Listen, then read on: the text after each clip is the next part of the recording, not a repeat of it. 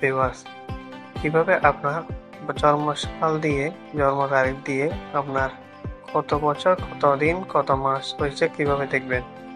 তো এই নিয়ে আজকে ভিডিওটা হতে চলেছে। তো ভিডিওটা খুবই গুরুত্বপূর্ণ হতে যাচ্ছে। ভিডিওটা স্কিপ না করে কন্টিনিউ করবেন।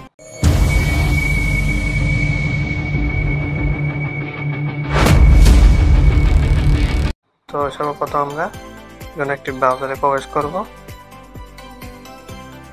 ব্রাউজারে আসার পরে এখানে দেখতে পাচ্ছেন চার্জবারে ক্লিক করব। এখানে চার্জবারে ক্লিক করব, করার পরে এখানে টাইপ করব এজ ক্যালেন্ডার, চলে আসছে ক্যালকুলেটর। এজ ক্যালকুলেটর আসার পরে এখানে একটা ওয়েবসাইট দেখতে পাবেন, অনেকগুলো ওয়েবসাইট আসবে। তার মধ্যে সর্বপ্রথম যেটা আসবে সেটাতে ক্লিক করব।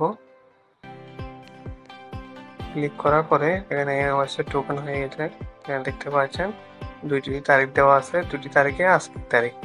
তো এখানে উপরে যেটা আছে ডেট অফ বার্থ, আপনার জন্ম তারিখ এখানে বসাই দিবেন। তো আমি একটা বসাই দিচ্ছি।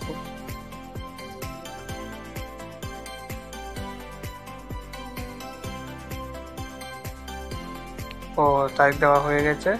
এখানে আমি ক্যালকুলেট এখানে ক্লিক করব।